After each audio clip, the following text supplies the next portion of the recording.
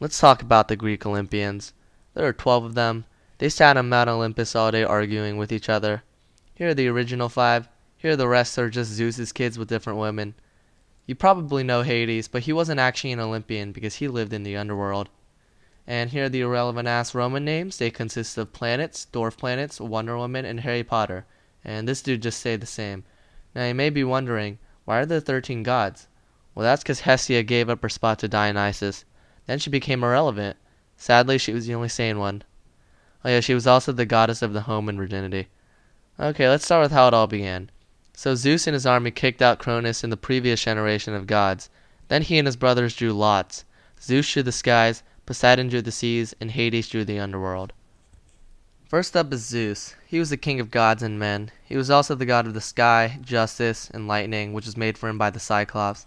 His main bird was also the eagle, and he married his sister Hera in the Garden of Hesperides. Actually, he married 6 people before her.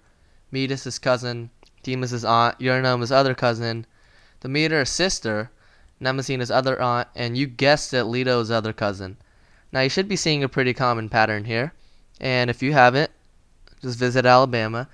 Okay, now you think that he might finally settle down for Hera, but no, he cheated on her about 10 more times.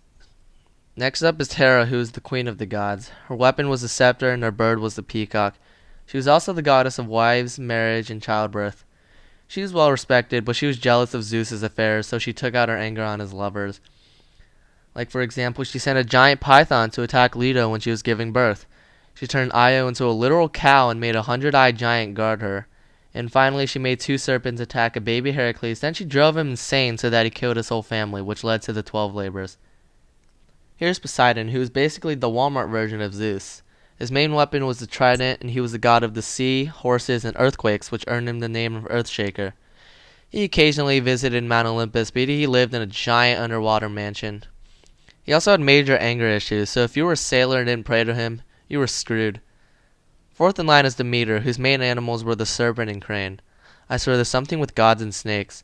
Anyway, she was the goddess of fertility and agriculture. And remember when she was married to Zeus? Yeah, well, they had a kid named Persephone who Demeter was obsessed with. Then Hades comes in and takes her away to marry her. I know he's not an Olympian, but Demeter's so relevant that I need to give her some more screen time, so let's talk about Hades. When a person died, Hermes collected his or her soul and brought them to Charon, who was the ferryman that took them to Cerberus, the 3-headed dog. Once they passed out, they were judged by the judges of the underworld, who decided which part of the underworld they would go to. The Asphodel Meadows were for the average, Elysian Fields for heroes, and Tartarus for wrongdoers. So Hades, being the loner that he is, fell in love with Persephone and abducted her. To be honest though, Hades was probably the most loyal husband out of all the gods, and never cheated on her, so hashtag Hades is loyal. So Demeter went full emo until the world wasn't able to grow food. So then Zeus had to tell Hermes and go and retrieve Persephone, and all was well. But nope, Hades pulled an Uno reverse card and claimed that Persephone ate a pomegranate, so she was bound to Hades for 4 months a year. So when Persephone is with Demeter, it's spring and summer, and when it's fall and winter, she basically quits her job and screws the whole world over. Now we're on to Athena, who was Zeus's favorite child and one of the most respected Olympians. She was a goddess of wisdom, arts and crafts, and war strategy. And along with Hestia, she was an eternal virgin. You probably heard the famous story of Athena's birth. When Zeus had a child with Metis, a prophet said that she had a girl, the following boy would overthrow him. So Zeus, being the great husband that he is, ate his wife, not in the good way, to prevent the birth. But lo and behold, Metis still gave birth to Athena, and then Zeus had a really bad headache. So instead of, not being an idiot, he literally told his son to split his head open with an axe to get Athena out, and boom, there she was. Now, you've probably noticed that her name sounds a lot like Athens. Well, that's because she and her main rival, Poseidon, had a competition about who would own Athens, and it's pretty obvious who won. Athena grew an olive tree, which was actually useful, and Poseidon made a spring. Not even fresh water, just a bunch of salt water. Another famous story you've probably heard about is Arachne. Anyway, we've been talking about Athena a lot, so basically, Arachne challenged her to a weaving match, lost, and Athena turned her into a spider. So now thanks to her, we have these big-ass things running around Australia, so thanks Athena. Now we're on to Ares, who's one of the few kids Zeus actually had with Hera.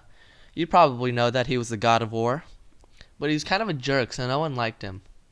Anyway, he had a huge affair with Aphrodite, despite the fact that she was married to Hephaestus, Ares' brother, But don't worry, Hephaestus got his revenge.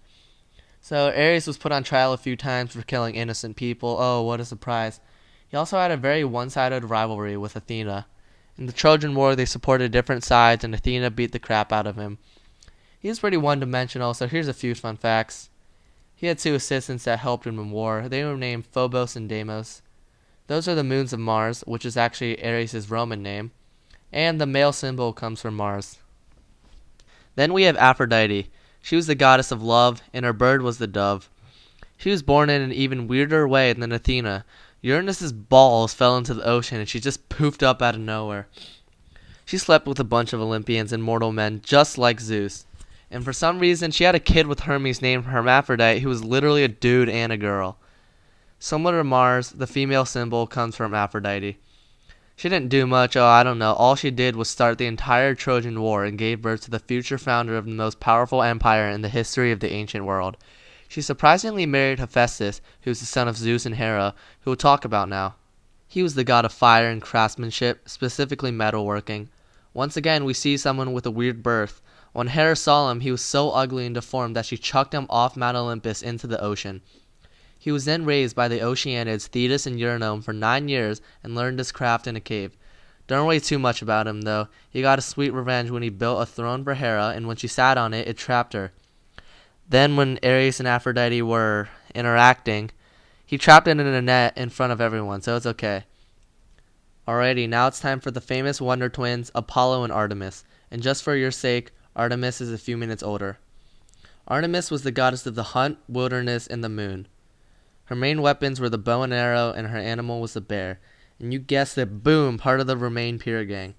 Once Actaeon walked in on her bathing, and she killed him with her Minecraft dogs. Then there's Orion. He tried touching her, and she killed him with a scorpion. Another version is that she fell in love with Orion, and Apollo got jealous, so he tricked her into shooting him by saying that he was a rock when Orion was swimming in the ocean. Apollo was the god of archery like his sister, but also of music, prophecy, and medicine, along with the sun. He went to Delphi to kill the python that attacked his mother, and there he learned prophecy and made the Oracle of Delphi, who predicted the future. He pissed off Zeus a lot, so Zeus made him a herdsman and bricklayer 2 times. Second to last is Hermes. He was the god of trade, thieves, athletics, and inventors. When he was born, he stole a bunch of Apollo's stuff, but eventually they became friends and played a bunch of music together. Then Zeus made a messenger, and he ran around with his gold sandals and caduceus delivering messages. And finally, we have Dionysus, who is basically just your drunk uncle at parties. He had a huge cult of people that just got drunk with him in the woods. He was also the dude that gave King Midas the golden touch and made him turn everything into gold. Well, that's all we have on keeping up with the Olympians. Here are all the image credits that I had to do. Thanks for watching. Like, subscribe, turn on notifications if you want. I can't really stop you from just leaving. So, that's it. Thanks for watching.